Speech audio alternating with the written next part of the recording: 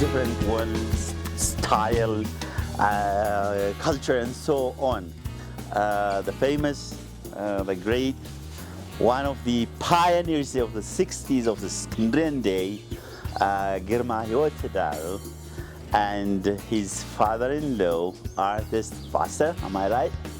Yeah, the two combined today, after how many years, I don't know. So it's very interesting to navigate those days back.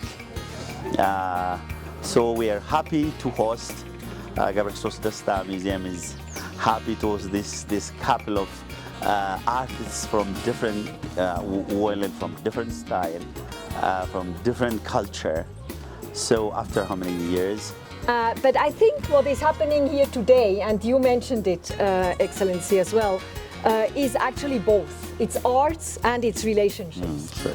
And that is why I was so fascinated by this idea when Christine Huet actually came to the embassy and asked whether the embassy would in some way support this exhibition. And I'm very proud that we can be part of this event and of this undertaking. So thank you very much for inviting us to it. At the same time, we also see, especially with this exhibition, that art has no border. That's the name of the exhibition. And it shows that art can actually even strengthen the get-together of human beings. And I would even say, you know, they were not just artists working together under one roof and now being displayed under one roof, under the roof of this wonderful museum, but they were actually family. So they came from very different backgrounds, but they became family. And I would like to tribute to Christine Huet for making this exhibition happen, because she's the mastermind of it, but certainly also for being the connector between these two artists who became family under the roof of her family house, as I understand.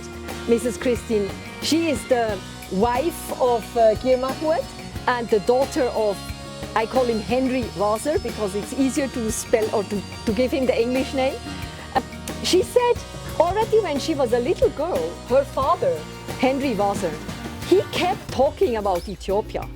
So he had an affinity to the country, an affinity which he probably did not share with other countries, but certainly he did with Ethiopia. So already when she was small, she heard about Ethiopia often.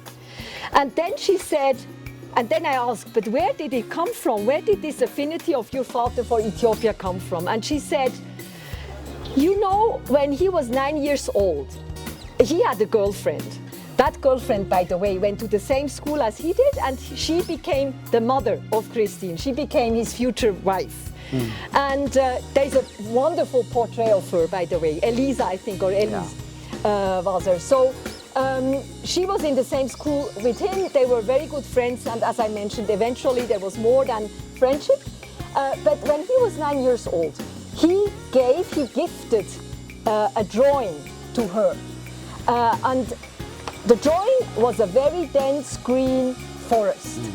And on the back side of the drawing, it was written, with greetings from your prince from Abyssinia. And of course, thanks to everybody who was involved in making this exhibition happening. Thank you very much, and I hope you have a great evening together with all of us here on this hopefully not rainy Thursday evening. Thank you. Thank you very much. And then I like to thank also the artists. Without them, I could have never made it. Alem Sagat Behailu, Hailu Kifle, Seife Abebe, who made the cover design of the catalogue. And I think Brooke Mammo. And at the end, Miftu from the Guramaine Art Center, who helped with the hanging.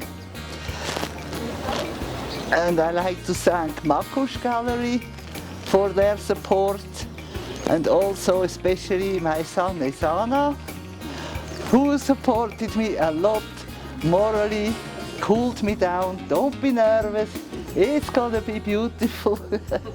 So more or less, I hope I haven't forgotten. I thank you all for coming, for honoring my husband Girmay and my father.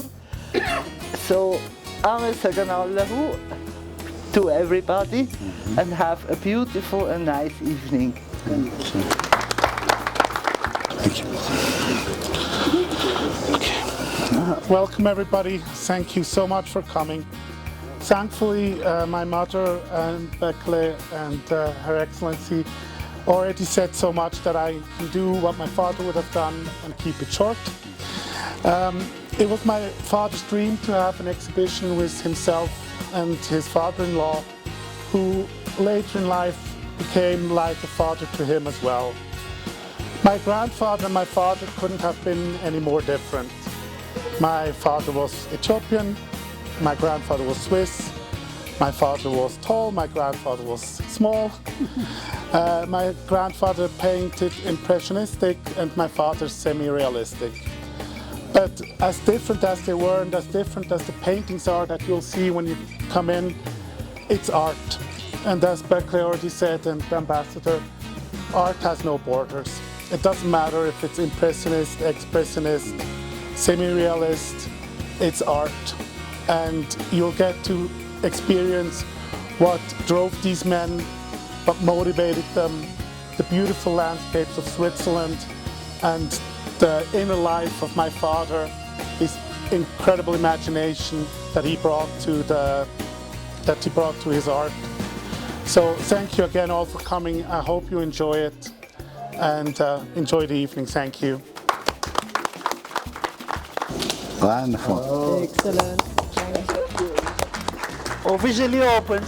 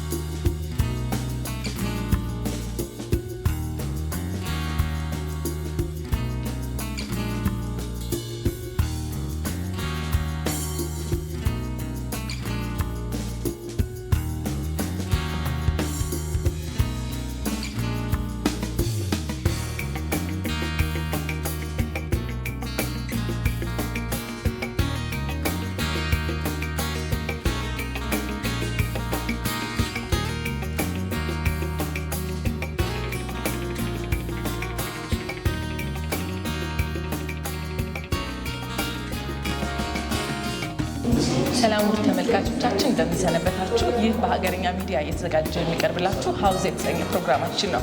እንግዲህ ለዛሬ በጎታ ኢንስቲትዩት ወይ ደግሞ ገብረ ክርስቶስ ደስታ ሴንተር ላይ ተገኝተን አንድ ታላቅ የስዕል ኤግዚቢሽንን ለመቃኘት እየወደድን ነው። እስኪ ራሱን ያስተዋውቅልና ከአንድ ሰዓሊ ጋር ቆይታ እናደርጋለን። ራሱን ያስተዋውቅልና እንጀምር። ሰላም። ሰዓሊ ያለምሰገድ እባላለሁ። ሰዓሊ ነኝ እና የዚህ ዝግጅት አስተባባሪ ነኝ። ሁለት ታላላቅ ሰዓሊያኖች ነው ዛሬ ኤግዚቢሽናቸው የቀረበው ማለት ነው። እስኪ ስለነሱ የተወሰነ ገለጻ አድርግልን። እሺ፣ ሁለት ሰዓሊዎች ናቸው። ግርማይ ህይወት ይባላሉ፣ ኢትዮጵያዊ ናቸው። አንደኛው ደግሞ ሀይኒ ዋሰር ይባላሉ፣ የስዊዘርላንድ ተወላጅ ናቸው። ሁለቱም የተለያየ አይነት ቴክኒክ የሚጠቀሙ ሰዎች ናቸው እና የእነሱን ስራ አሁን ሁለቱም ሰዓሊዎች በህይወት የሉም። በሰዓሊዎቹ ባለቤትና ልጅ ነው የተዘጋጀው። አዘጋጇ ባለቤትና ልጅ ናቸው የሰዓሊዎቹ እና ለየት ያለ ስራ ይመስለኛል። ቀደም ያሉ ስራዎች ከ40 ምናምን ዓመተ ምህረት ጀምሮ ከ1940 ጀምሮ እስካሁን 2016 ድረስ ያሉ ስራዎች ተካተዋል እና ሰፋ ያለ ኤግዚቢሽን 27 ስራ በግርማይ ህይወት በኩል ሲያቀርቡ በሀይኒ ዋሰር በኩል ደግሞ 31 ፔንቲንግ ቀርቧል። በጣም አሪፍ። እንግዲህ የዛሬው ርዕሱ እንግዲህ የኤግዚቢሽኑ ርዕስ አርትስ ሃዝ ኖ ቦርደር ወይ ደግሞ ጥበብ ገደብ የለው ድንበር የሌለው ስራ ነው። እንዴት ነው ጥበብ የትም ዓለም እኩል የሚያደርግ የሚያገናኘን ነገር ነው። እስኪ ስለሱ ስዕል መቼስ በመላው ዓለም የሚሰሩ ብዙ ስራዎች አሉ። እሱን አስመልክቶ ጥበብ ገደብ የሌለው ወይ ደግሞ ድንበር የሚሻገር ስራ ነውና አንተ ባንተ እይታ እንዴት? ያው ስዕል አንዱ ራሱን የቻለ ቋንቋ ነው። ሁሉም ሰው ሊግባባበት የሚችል ዓለም አቀፋዊ ቋንቋ ነው። እነዚህ ሁለት ሰዎች ከተለያየ አቅጣጫ ነው የመጡት፣ ከኢትዮጵያና ከስዊዘርላንድ። ባህልም በምንም በብዙም ልዩነት አለው። ሊያግባባቸው የሚችለው ነገር ዋነኛው አርት ነው።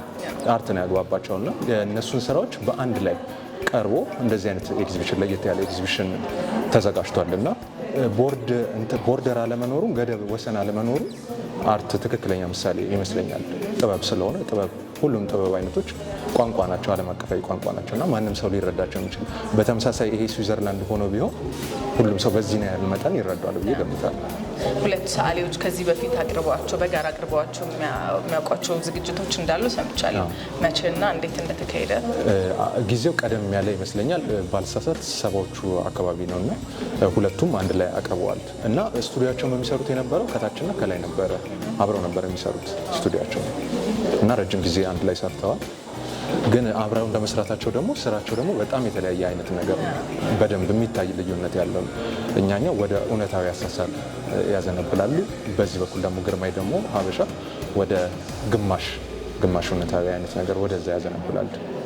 ከዚህ በፊት ኢትዮጵያ ውስጥ ይሄ መጀመሪያ ውስጥ በጋራ ሲያቀርቡ ለመጀመሪያ ጊዜ ግርማይ ህይወት ግን በተደጋጋሚ በብሔራዊ ሙዚየም በአስኒ ጋለሪ እንዲሁም በሌሎች አዲስ አበባ ውስጥ ባሉ በግሩፕም በምናምንም አሳይቷል እና በተለይ ደግሞ አውሮፓ በጣም ብዙ ቦታዎች ሁሉንም በሚባል ደረጃ አሜሪካም እንደዚህ አድርገዋል። በዛ በኩል ደግሞ ሀይኒ ዋሰርም እንደዚህ ብዙ ቦታዎች ላይ አውሮፓ ያሉ ቦታዎች ላይ የተለያዩ ቦታዎች አድርገዋል። ግርማይ ህይወት ብዙ የስዕል ውድድሮች ላይ አሸንፏል። አንደኛው በእንትን ቤናል የሚባለው እዛ ላይ አሸንፏል። ሁለተኛው ደግሞ በአንድ በጣሊያን ሀገር ውስጥ በሚወዳደር የስዕል ኤግዚቢሽን ላይ የስዕል ውድድር ላይ እዛ ላይ ደግሞ አሸንፈዋል። ሀይኒ ዋሰር ደግሞ ያው እኛ ሀገር ገና ባንረዳውም በውጭ ሀገር ግን ስዕልን በኃላፊነት በፕሬዚዳንትነት መምራት በጣም ትልቅ ቦታ የሚጠይቅ ነውና እሱንም ለ2 ዓመት ሞርተዋል። ለ10 ዓመት ምናምን እንደዚህ ደግሞ የቦርድ አባል ሆነው ቆይተዋል። ግርማይ ህይወትም እንደዚህ የስዊዝ የሚገኘው ሰዓሊያን ማህበርም አባል ናቸው። በክብር ተጋብዘው አባል ናቸው። እሳቸው እንግዲህ እነዚህ ታላላቅ ሰዓሊያን ኢትዮጵያ ውስጥ አንድ ትልቅ አስተዋጽኦ እንዳበረከቱ ሰምቻለሁ። ስለሱ እስኪ ንገረን።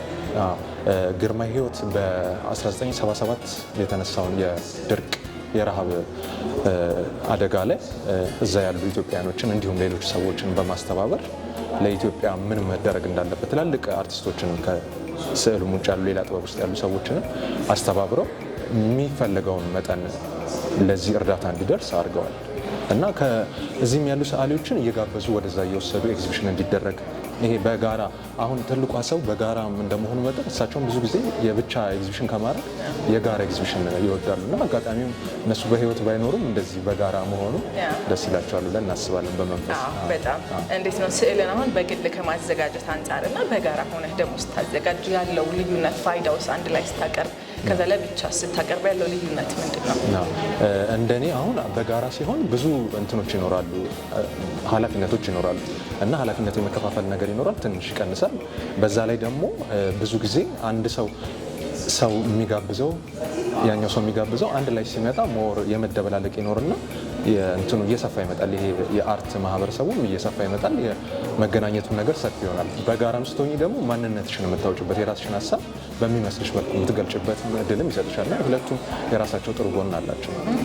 መቼስ ሰዓሊ እንደመሆን መጠን ስዕል ኢትዮጵያ ውስጥ የነበረበት ቀደም ያለ ጊዜ አለ፣ ከዛ አሁን ደግሞ ያለበት ሁኔታ አለ። እድገቱ ለውጡ እንዴት ትገልጸዋለህ? ያው በየሂደቱ የአዳዲስ ነገር ይዟቸው ይመጣል። በእድገትም በሌላም አቅጣጫ የየራሱ የሚፈጥራቸው ነገሮች አሉ። አሁን የደረሰበት ደረጃ አለ። ከዚህ በፊት ጋር አታነጻጽሩም። አርት የራሱ የእያንዳንዱ መንገድ ስላለ አሁን ባለበት ይሄዳል። ምናልባትም የሚቀጥለው ደግሞ ትውልድ ከዚህ የተለየ ይሆናል። ግን በምን ልታነጻጽር የምትችይው ነገር ባይሆንም ግን እየሰፋ እየመጣ ነው ማለት እየተዳረሰ በደንብ እየመጣ ነው ብዬ ገምታለሁ። እንግዲህ ጥሩ ቆይታ አድርገናል። እስካሁንም ከዚህ በኋላ ጥሩ ቆይታ እናደርጋለን። እንደው እንዳጠቃላይ ይህንን ሚዲያ የሚመለከቱትን ሰዎች ማስተላለፍ የምትፈልገው ወይ ሀሳብ ካለ እንደምትሸጥ? በአጋጣሚ ይሄ ኤግዚቢሽን ምናልባት እንደኔም ሌሎችም ሰዓሊዎችም ጓደኞቻችንም እንደሚሉት የተለየ ይመስለኛል። በህይወት ማናገኛቸው ትላልቅ ሰዎችን ለምሳሌ እስክንድርን፣ አፈወርቅንም፣ ገብረ ክርስቶስንም እሳቸው ደግሞ በአጋጣሚ የገብረ ክርስቶስ ተማሪም ጓደኛ ናቸው። ከእስክንድርን ጋርም እንደዛ ጓደኛ ናቸው። ረጅም ጊዜ ኤግዚቢሽኑ ላይ አሳይተዋል ከእስክንድር ጋር እና እነዛን ያኔ እስክንድር ቦጎሲያን ጋር አብሮ አዘጋጅቷልና ትላልቅ ሰዓሊዎች ጋር እንደዚህ የመገናኘቱ እድል በመንፈስም ቢሆን ስራዎቻቸው ጋር አብሮ ግንኙነቱ መፈጠሩ የተለየ ነገር ይመጣልናል። በጣም ብዙ ስራ ስለሰሩ መወራረስ ነገሩን ያመጣሉ ብዬ አስባለሁ። በጣም ደስ ይላል። እንግዲህ ውድ ተመልካቾቻችን ከዛሬ ሚያዝያ 12 ነው የመክፈቻ ስነ ስርዓቱ የተካሄደው። እስከ ግንቦት 1 ድረስ የሚቆይ የስዕል ኤግዚቢሽን ነው። መታችሁ ታደሙ። በጣም ደስ የሚሉ ስራዎችን ታገኛላችሁ። በጣም ታላላቅ ኢትዮጵያዊና ስዊዘርላንዳዊ ዜግነት ያላቸው ሰዓሊያኖች ናቸው። አብራችሁን ስለምትሆኑ ከልብ እናመሰግናለን። ሰናይ እሺ አብስሽናለሁ። እሺ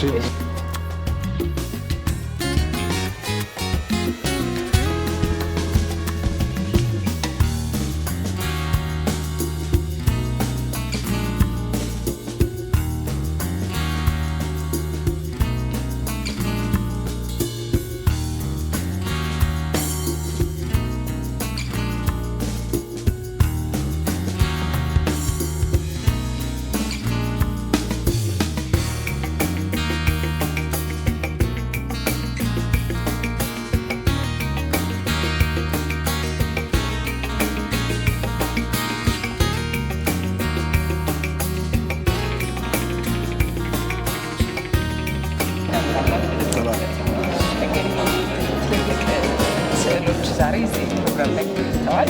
በዚህ ፕሮግራም ላይ ደግሞ የእርሱ ወንድም የሆኑት ግርማይ ህይወት አንዱ ሰዓሊ ናቸው። እስኪ ስለ ግርማይ ህይወት የተወሰነ ነገር በጣም ግርማይ ህይወት ከ11 ልጆች አንዱ ነው። he was right in the middle እና nobody knew artist በዛ ጊዜ አይታወቅም ነበር, but he did finish his art and he went and he continued. One thing we all did አባታችን ያስተማረን is individually you do your best. So in most of the family have done their best and done good, and Girma was one of them who did art like. So he did art and he took it to a higher level. And one thing he said is, you learn how to paint, you learn how to draw, and then you take what you got from Ethiopia and you convert, you change it to Ethiopian. What you already know inside, you do it with the art. But the art, you have to go someplace and learn. That's what he did in Switzerland. Switzerland, no? Then with the art, has no borders, means የምትማረው የሁለቱን አሁን ሲታይ የሁለቱ different kind of art ነው። ይሄ the art part of the art የምትማረው ተምረህ you express what is inside you and what you're doing. So that's what art is, and it's very nice for a human being, anybody, to do what he likes to do, honestly. And now when somebody does it for this long, he must get it, because that's somebody has found early enough what he likes to do, and he's been doing it for all these years. And that's what life is all about. As you know, we all go to heaven at the end of the day, but until then it's nice to do what we love to do. እንግዲህ አቶ ብሩክ የማኩሽ አርት ጋለሪ ደግሞ ባለቤት ነው። ስለዚህ እርሶም በአርቱ ላይ በደንብ እንዳሉ ነው የሚሰማኝ። እስኪ ስለ ማኩሽ ያለውን አመሰራረት ይችላል። የግርማይ ታላቅ ተስፋ ይባላል።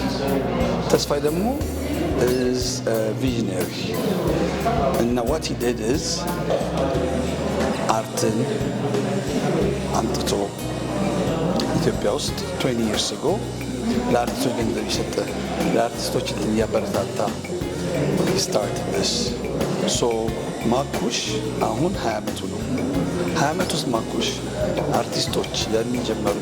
አሁን እሱ ሴፕቴምበር ላይ አረፈ። No, September, I'm sorry, passed away. When he passed away, people came, artistoች ምበላው አጥቼ ምን ብዬ ቤቴ መጥቶ ይዞ ሄዷል። አርቴን መሸጥ ይችላል። So what that means is a venue ከፈተላቸው። a venue means መጥተው የሚሸጥበት የሚታይበት ቦታ። ኢንጂነር ሆነሽ always ስራ ታገኛለሽ። ዶክተር ጨርሰሽ ስራ ታገኛለሽ። ሚውዚሽያን and artist በራስሽ ሰርተሽ የምታገኝ። ስለዚህ he created a venue for them. So that venue ይሄን ያደረሳቸው ቤት አላቸው፣ ቪላ አላቸው፣ 2 መኪና አላቸው። ኢትዮጵያ it's a big deal to have 2 cars ለቤትና ለሚስት ቶዮታ ኮሮላ ቢሆንም it's a big deal. So በራሳቸው ኢምፕሩቭ አደረጉ። at the same time ኢትዮጵያ ገቨርንመንት ደግሞ ታክስ አደርጋቸው እነሱ ሶ ያበረታታቸዋል። ሶ 15 ዓመት 20 ዓመት አርቲስት የሆኑት አሁን they're big እና በጣም ደስ ይላል። እሱን ማድረግሽ፣ እሱን ቬኒው መፍጠርሽ፣ የአርቲስታቸውን ማስተዋወቅሽ that's the biggest thing you can do. So that was pretty good. እሱ ነው ማኩሽ ያደረገው። ማኩሽ ቬኒው አሁን አዳዲስ አርቲስቶች አሉ። ማኩሽ ውስጥ አዳዲስ አርቲስቶች ነው የሚመጡት እና አዳዲስ አርቲስቶቹ what do they do? It's a venue for them. ወተት የሚገዛባቸው፣ ቤት ኪራይ የሚከፍልላቸው፣ ምግብ አለባቸው፣ ለልጆቻቸው ሰፖርት የሚያደርግላቸው በአርት ለማድረግ very tough. So that's what Makush has done. And I'm very proud of my brothers, ሁለቱም, and I'm very proud of the artists in Ethiopia. Without exaggerating,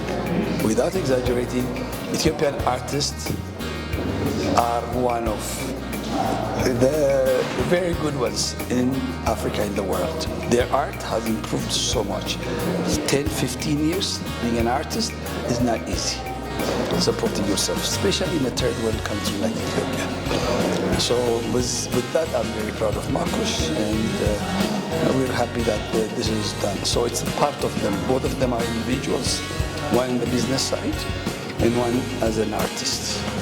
What all you see this, he never did his paintings to sell. It was not. He just kept them, and he has about 120 of them. So it's not for selling, for his own pleasure. And that's what the biggest, both of them are good. በጣም ደስ ይላል። እንግዲህ እንዳልከው ማኩሽም ብዙ ወጣት ሰዓሊያንን ከመደገፍ ስራዎቻቸውን ከማቅረብ አንጻር በጣም ብዙ ለ20 ዓመታት የቆየ ድጋፍን ከማድረግ የማይተናነስ ትልልቅ ድጋፎችን በማድረግ ስዕላቸውን እንዲወጣ እንዳልከውም ደግሞ ህይወታቸውን በትክክል እንዲመሩ አድርጓል። የኢትዮጵያ ስዕል መቼስ ቀደም ካለው ጊዜ ጀምሮ አሁን ላይ የደረሰበት ደረጃ አለ። አንተም በጣም ቅርብ መሆንህ አሁን ላይ ያለውን እና ቀደም ያለውን ጊዜ እንዴት ትገልጸዋለህ? ስዕል ኢትዮጵያ ውስጥ ትንሽ ቻሌንጅንግ ነገር ይመስለኛል። That's a challenge. ስዕል አሁን ቅድም እንዳልኩት ውስጥሽ ያለው ነው። How to put it on paper or how to put it on art. The techniques ኢትዮጵያ አርት የጀመረው በክርስቲያኖች ውስጥ in the churches. So art has been around for 2,000-3,000 years. Art has been in Ethiopia. Ethiopia is a cradle of human beings. So Ethiopia is an old country. So art has been around. There is cave art in Ethiopia. It's not famous. There's a couple of places where there's cave art. So art has been around. Now, the improvements, the coloring, the style, the material has improved. And when people are given the time, unfortunately, nobody taught him, but he's an artist inside. So art is an individual part. Like the Ethiopian runners, they run, but it's individual sports. Art is individual. So he can do it. There are people who went to school and did it, but people who did not go to school who did it. It's from inside metalona. It's when you know when you tell this, but it comes from the inside. So that's what art is all about. So it's very hard to make it, especially in third world Africa, because how could you survive? But with this kind of things, that's why I think Tesfa's contribution, opening 20 years ago, Makush, and helping people to be there now, they're very famous. And now, that is what we need. So governments should be doing those things. And right now, I think it's a good time for artists. They came at the right time. They were 15 years ago started, they are at the right time, and I think that's what's helped Ethiopian artists, and I'm proud of them. እና አሁን በኢትዮጵያ ኦዲየንስ መካከልና በእርግጠኝነት በተለያዩ ሀገራት የስዕል ኤግዚቢሽን አይተህ ይሆናል። እንዲሁም ደግሞ ወንድምህ ግርማይ ህይወት ሌላ ሀገር ያዘጋጃቸው ኤግዚቢሽኖች ነበሩና እዛ ላይ ታድመህ ይሆናል ከሚል እሳቤ አንጻር ያለውን የኦዲየንስ አቀባበል ከሌላው ዓለም ላይ ኮምፔር አድርገህ ትነግረኛለህ?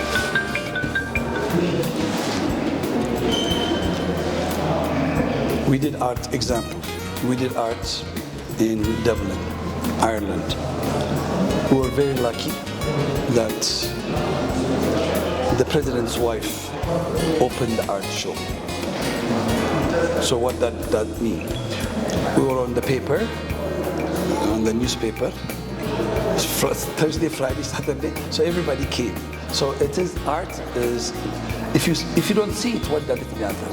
If you're so good and nobody knows you're good, you're almost dead.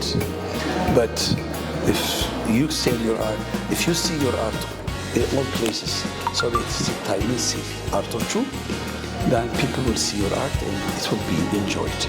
Art is something that takes your mind out of and you can enjoy. So ኢትዮጵያ አሁን ፕሮግሬስ ያደረገው በሱ በጣም አድርጓል, which is really nice. ትልልቅ ቤቶች ይሰራሉ, ኢኮኖሚክሊ አድገናል። ትንሽ ስናድግ ስፔስ አለ። ስፔስ ሲኖረን ምን ታደርገዋለህ ስፔሱ ላይ ሲባል አርት ለዌዲንግስ ለእንትን ሶ ከሌላው ሀገር ጋር ኮምፔር ስታደርጊው it depends who's coming to see it and then who's presenting what. So Ethiopian artists have been really doing very well. We had a show last year and we almost sold out in 2 days in DC. We're having a show this year in August 4, 5, 6 in Virginia, and we're expanding Ethiopian artists to the world. So they are incredible this day because they learn, they see what everybody learns from somebody else, and then he takes it his way. First you learn from your own, from what you see, and then you take it this way. Now Ethiopian artists are becoming really well professionals for me. እንግዲህ የዚህ ኤግዚቢሽን ባለቤቶች የሆኑት በህይወት ባይኖሩ ሁለቱ በጋራ ያቀረቡት ኤግዚቢሽን ነው። እንግዲህ ኢትዮጵያዊና ስዊዘርላንዳዊ ዜግነት ያላቸው እንደው ከዚህ ቀደም የሄኒ ዋሰርን የማግኘት እድል ነበረ?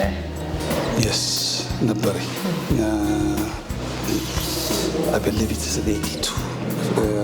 Switzerland ነበረ 82. I'm 89, so I've had the pleasure of meeting them, but for half an hour, no, not more.